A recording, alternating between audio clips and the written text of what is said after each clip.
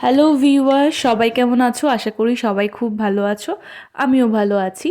আর দিনটা ছিল রবিবার, মানে কালকে। আর রোববার সন্ধেবেলা মানে একটু তো বেরোতে হবে।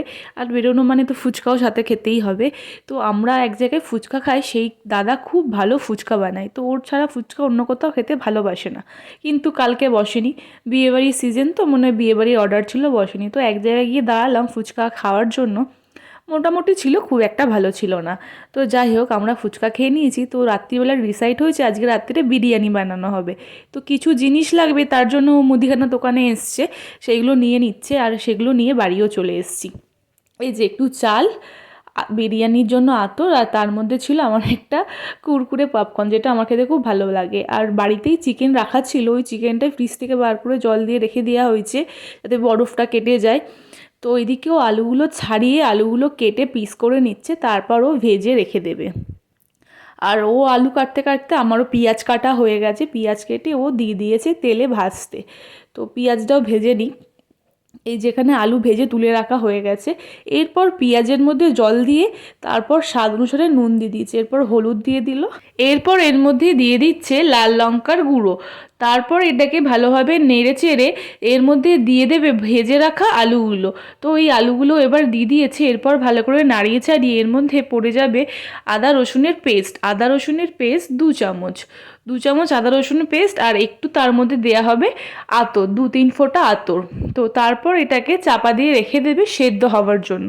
তো ততক্ষণে বাকি কাজগুলো আমি ওদিকে সেরে নিই। আর আমি এদিকে ভাতের চালটা ধুয়ে নিচ্ছি। যতক্ষণ না জলটা সাদা হচ্ছে ততক্ষণ অবধি চালটা ভালো করে ধুয়ে নেব। এই যেদিকে আমার ধোয়া চলছে আর ওদিকে আলুটা দেখে নিচ্ছে সেদ্ধ হয়েছে কিনা। চালটা আমার পরিষ্কার করে ধোয়া হয়ে গেছে, আর এদিকে আলুটাও সেদ্ধ হয়ে গেছে, এই যে একটা প্লেটে তুলে নেওয়া হয়েছে। এরপর এই গ্রেভিটার মধ্যে দিয়ে দেবো চিকেনগুলো সেদ্ধ হওয়ার জন্য। তো এই চিকেনগুলো দিয়ে দেওয়ার পর নুনটা কিন্তু গ্রেভি চেক করে নিতে হবে, সেই বুঝে নুনটা দিতে হবে, কারণ নুন বেশি হয়ে গেলে আবার প্রবলেম হয়ে যাবে। তো এই যে চিকেনটা এবার দিয়ে দিয়েছে, একটু নুনও দিয়ে দিচ্ছে, এরপর এটাকেও ঢাকা দিয়ে রেখে দেওয়া হবে সেদ্ধ হওয়ার জন্য। আর আমি এদিকে হাঁড়ি বসিয়ে দিয়েছি জল দিয়ে, ভাতের চালটা সেদ্ধ করব। তো এর মধ্যে আমি দিয়েছি নুন, সাদা তেল, গোটা মশলা আর একটু কেওড়া জল। তো এইগুলো দিয়ে আমি এখন চাপা দিয়ে রেখে দেবো যতক্ষণ না অবধি জলটা গরম হচ্ছে। আর আমি এর মধ্যে গোটা মশলা দিয়েছিলাম, ছোটো এলাচ, লবঙ্গ, দারচিনি, তেজপাতা। আর জলের মধ্যে নুনটা ঠিকঠাক দিতে হবে, কারণ তাহলে ভাতের চালটায় নুন ঠিক করে ঢুকবে। তো আমি এখন সেগুলো সব দিয়ে দিলাম। ওই যে ও বার করছে তেজপাতাটাও বার করে দিয়ে দিচ্ছে। তো আমরা দুজনে মিলেই বিরিয়ানিটা বানাচ্ছি।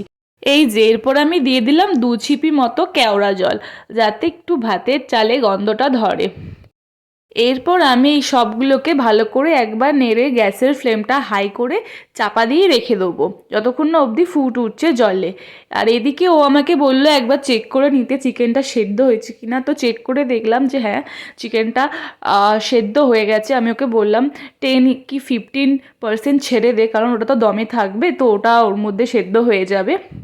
তো এখন আমাকে একবার চেক করতে দিচ্ছে গ্রেভিটা, যে দেখ ভালো করে নুন ফুন ঢুকেছে কি না। তো আমি চেক করে দেখলাম খুবই ভালো হয়েছিল, মানে খুবই সুন্দর খেতে হয়েছিল টেস্টটা।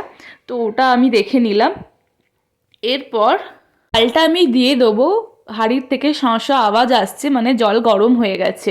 তো এই যে আমি ভাত দিয়ে দিচ্ছি, আর এই আমাকে বলে হাসছে, তুই যে ওখান থেকে ভিডিও করছিস, আমি তো দেখেই নি আমি আসছি। তো এইসব বলেই হাসাহাসি করছিলাম আমরা।